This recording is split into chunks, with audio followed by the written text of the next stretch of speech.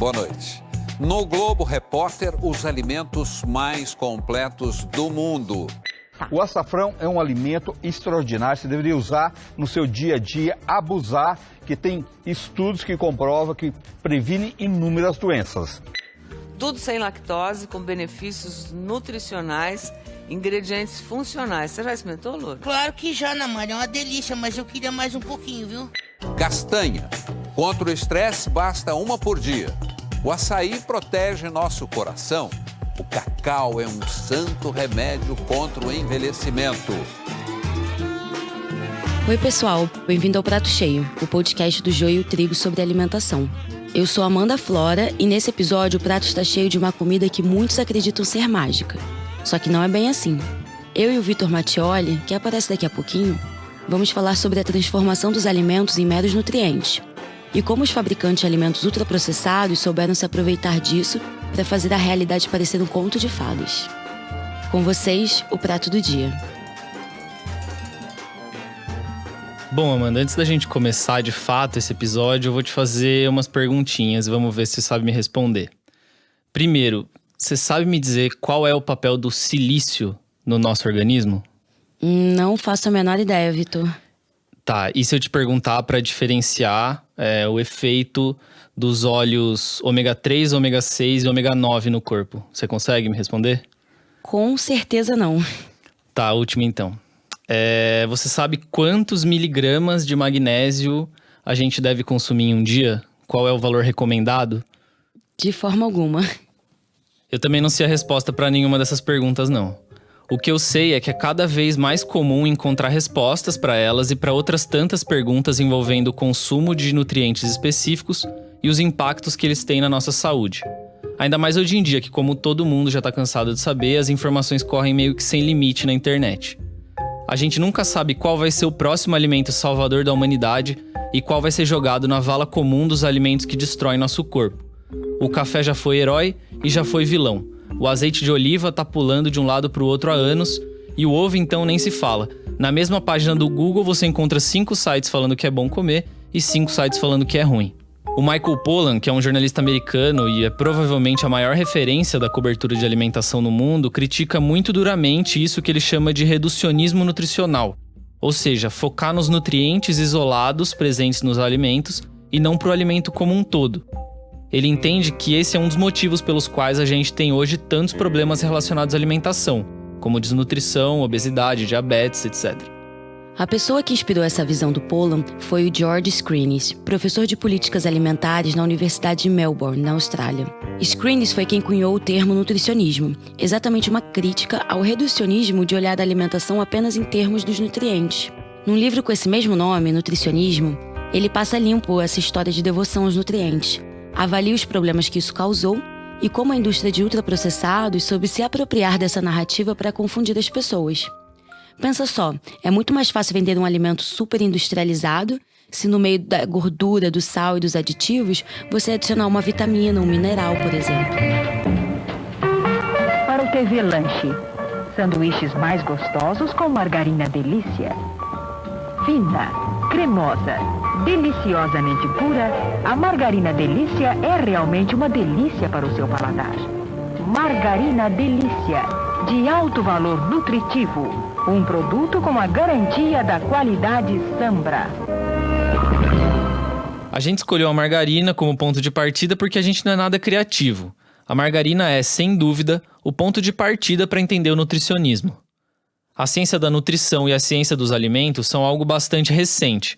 As pessoas se perguntam desde sempre sobre a formação e a formulação dos alimentos, mas foi no século XIX que uma série de descobertas nos colocou no caminho que a gente segue até hoje. A pesquisa científica começou a evoluir, foi possível engatinhar no mapeamento e na compreensão das vitaminas e dos minerais, chamados de micronutrientes, e entender melhor as relações entre carboidratos, proteínas e gorduras, que são chamados de macronutrientes. Essas descobertas são ótimas, muito importantes. O problema foi começar a tirar conclusões precipitadas a partir de elementos isolados. Ou seja, começar a concluir que uma determinada vitamina agiria da mesma forma se consumida isoladamente, em uma cápsula, por exemplo, ou direto da fruta. Ou que todas as calorias eram iguais, sem importar se vinham da manteiga ou da margarina, do achocolatado ou do cacau. Hoje a gente sabe que não é bem assim que a coisa funciona. A partir desse momento, parte da ciência começa a perder de vista os alimentos integrais e acaba ignorando totalmente padrões alimentares completos. O que quer dizer que era mais importante entender os efeitos de elementos isolados do arroz do que avaliar a interação entre arroz, feijão, legumes, por exemplo. O problema é que os alimentos são complexos e completos. Dentro de cada um deles existe uma estrutura que os nutricionistas chamam de matriz alimentar. Milhões de anos de evolução modificaram e aperfeiçoaram essas matrizes. Uma pílula que contém potássio e uma banana não são a mesma coisa, e não podem ser consideradas a mesma coisa. O motivo é simples. A banana tem muitos outros elementos além do potássio, e cada um deles cumpre um papel fundamental na matriz alimentar. E se até hoje é impossível conhecer todas as interações que os alimentos fazem dentro do nosso organismo, imagine um século atrás. Mas isso não impediu alguns especialistas da nutrição de tomarem para si o poder de cardeais no assunto, inquestionáveis, infalíveis, prontos para receitar às pessoas que deixassem de lado padrões alimentares tradicionais e aderissem a uma alimentação mais racional e mais industrial. É importante ter isso em mente. Nós estamos falando do começo do século XX. A explosão da industrialização e o crescimento das cidades criavam demandas inteiramente novas para a indústria de alimentos. E é aí que a margarina chega com tudo, vendendo a ideia de que ela é melhor que a manteiga. Talvez até uma espécie de manteiga melhorada industrialmente. Nessa era, os nutrientes eram vistos como protetores, uma noção que ainda existe. Essa ideia de que basta consumir as quantidades recomendadas de vitaminas, minerais, carboidratos, proteínas, gorduras e afins para ter uma vida saudável. Ou seja, a alimentação se torna uma tortura na qual você precisa ficar calculando tudo que você está comendo. A partir daí, a alimentação vira também um risco. Se você não tem os níveis recomendados de ingestão, está se colocando em perigo. As calorias são um elemento central dessa era, em especial a crença de que todas as calorias são iguais. É legal citar, Amanda, que no primeiro episódio que a gente fez do Prato Cheio, que foi sobre alimentos ultraprocessados, a gente falou de uma pesquisa feita nos Estados Unidos por um médico chamado Kevin Hall, que deixou bem claro que a origem das calorias influencia muito a maneira como elas vão ser metabolizadas no nosso corpo. Então o que ele deixa claro na pesquisa é que uma caloria não é igual à outra. Ele desmonta essa visão que é secular, né, na sociedade.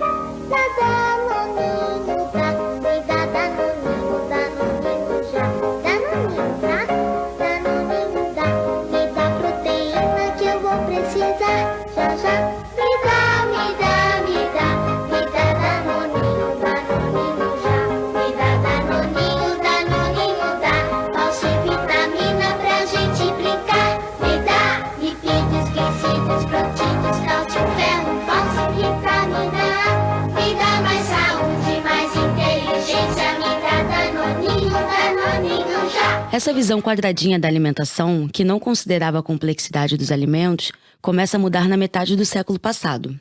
Os cientistas da nutrição voltam os olhos para os nutrientes ruins e para as doenças que elas podem causar.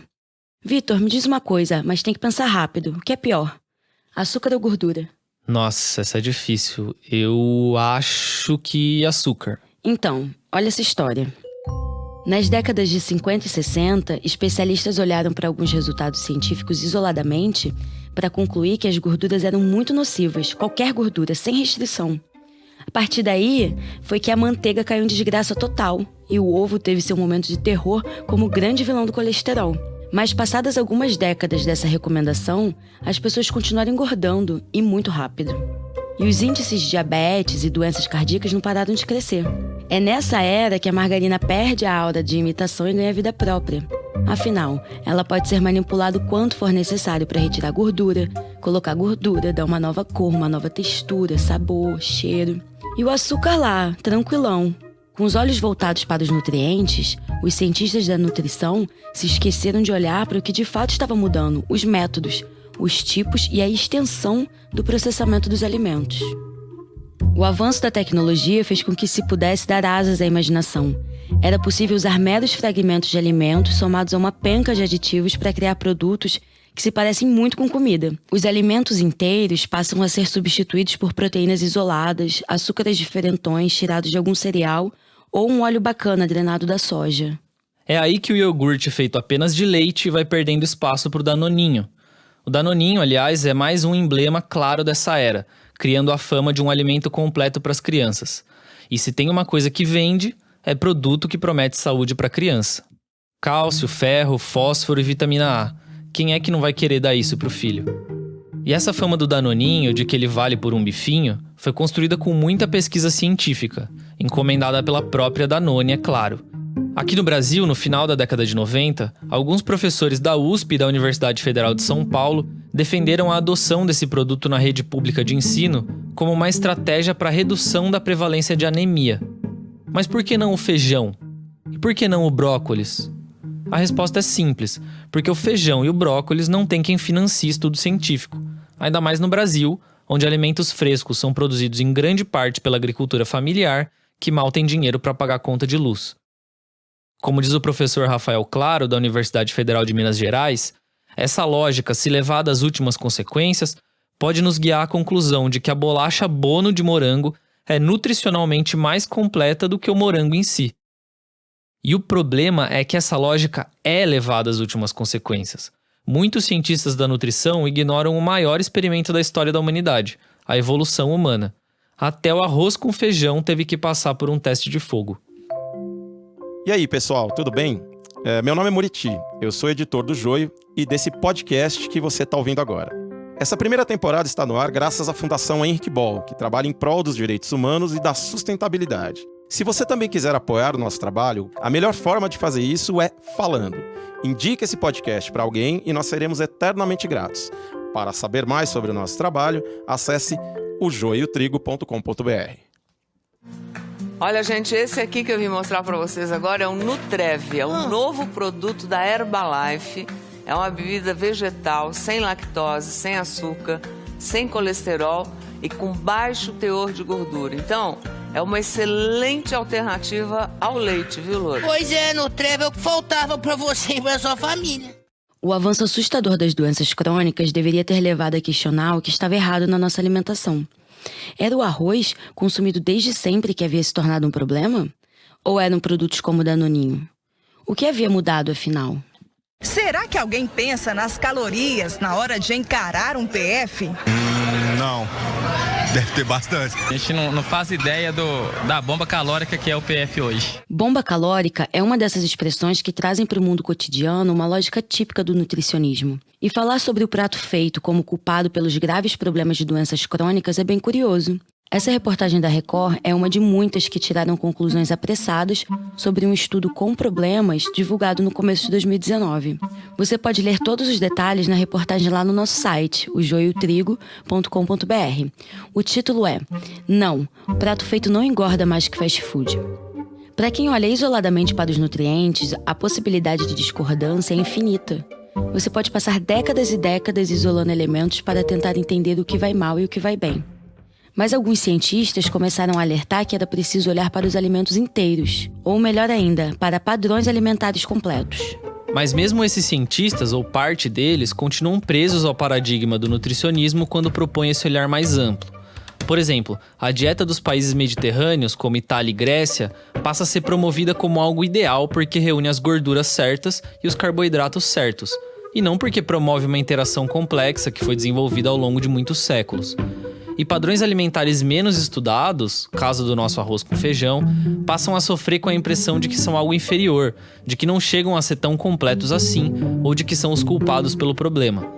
O fato é que desde os anos 90, novos avanços na ciência da nutrição permitem entender ainda mais o funcionamento de componentes isolados que vão abaixo dos micro e dos macronutrientes. A gente já não está falando de gorduras nem de gorduras saturadas ou insaturadas, mas de ômega 3 e 6, por exemplo. Seu coração agora tem opção. Chegou Qualivita. Ela tem ômega 6 e é feita com óleos vegetais, assim como aquela outra que você já conhece há tanto tempo. A diferença é que a outra tem o sabor dela. E a Qualivita tem o inconfundível sabor de Quali.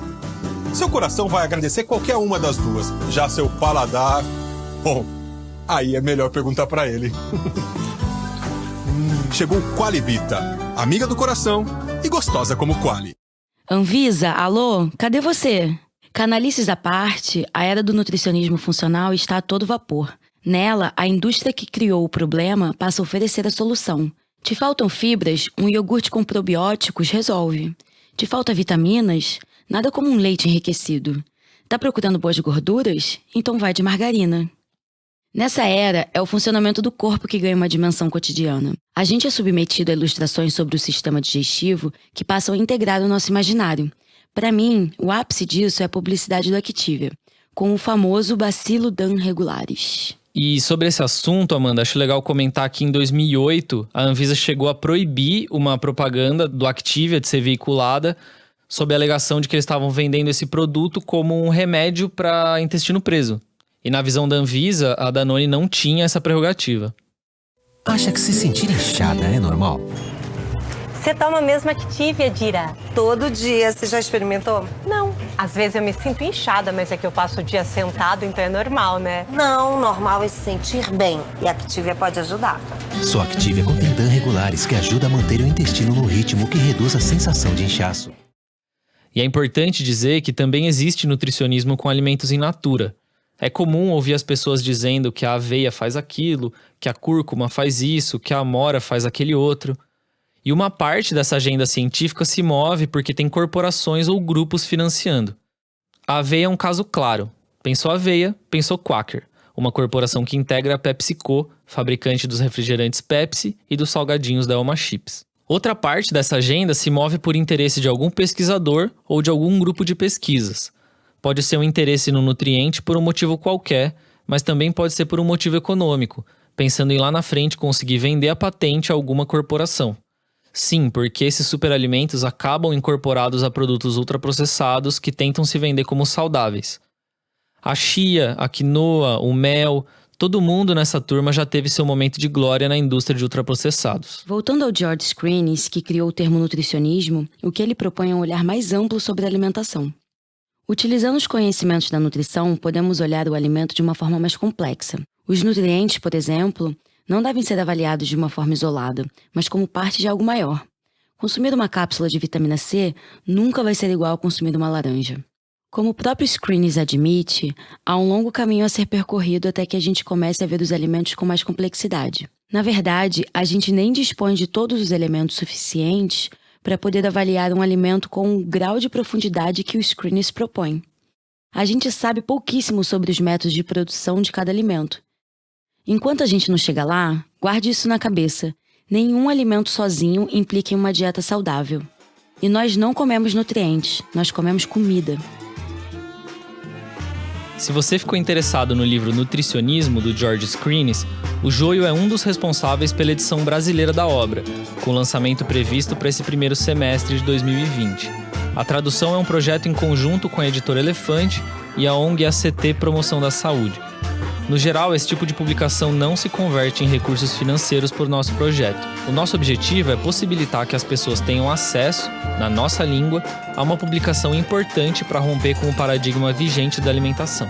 As fontes de informação que usamos ao longo desse episódio estão na descrição. A produção e a edição do Prato Cheio são de Natália Silva. O roteiro desse episódio foi feito por mim e pelo João Pérez. A gravação foi feita no estúdio Reampim com o Rafael Prego. Quem cuida das redes é a Amanda Flora. A ilustração desse episódio foi feita por Denise Matsumoto. Esse podcast está no ar graças ao apoio da Fundação Henrique Bol. Tchau, até o próximo episódio.